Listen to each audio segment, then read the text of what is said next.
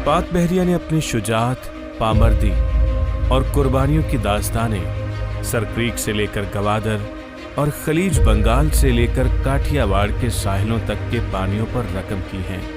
Asia में पहली आबदोज कुव्वत रखने वाली इस बहरिया ने 1965 की पाक भारत जंग में जहां अपनी सतह आब फोर्स के बल पे पहल करते हुए दुश्मन पर कारी ज़रब लगाई थी, वहां इसकी आबदोज गाजी की मौजूदगी ने जंग के तमाम अरसे में भारतीय बहरिया को बम्बई के मस्तकर ही में दुबक कर बैठे रहने पर मजबूर कर दिया था और खौफजदा भारतीय बहरिया खुले समंदर की हवाओं का मजा तक न चख सकी।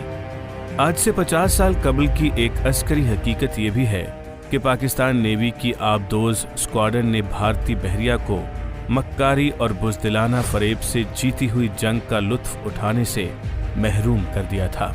दिसंबर की इस यखबस्ता रात में हंगोर मादरे वतन की हिफाजत के लिए तारीक पानियों में दुश्मन के इरादों का खोज लगाने के लिए आज़म सफ़र हुई। 9 दिसंबर की रात हंगोर दुश्मन के पानियों में मौजूद रहकर दुश्मन के इरादों पर नजर जमाए बैठी थी।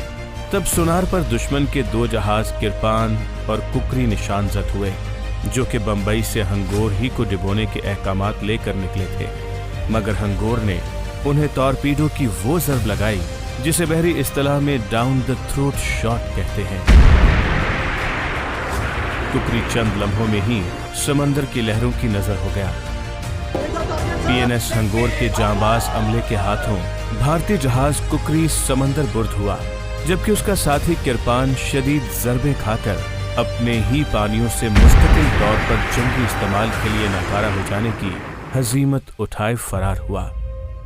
तदबीराती महारत का ये बहादुराना मिशन दुश्मन पर एक कारी वार साबित हुआ, बल्कि कई दिन तक दुश्मन की तमाम वेस्टर्न कमांड के जहाज़ों और तैयारों की हंगोर का ताक़ुब करने की तमाम तर कोशिशें नाकाम हुईं।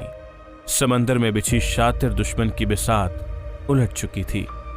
अल्लाह हंगोर का हामी और नासिर हुआ और शिकारी अपने शिकार का ही शिकार हो गए और यूं अस्करी तारीख का एक नया बाब रकम हुआ।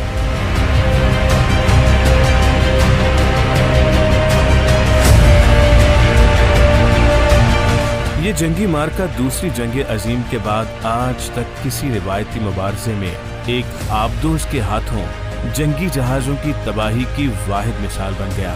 हंगोर की शिकस्त के जबड़े से कामयाबी का तमगा दबोच लाने की ये दास्तान आज भी अपनी ताबिंदगी कायम रखे हुए है।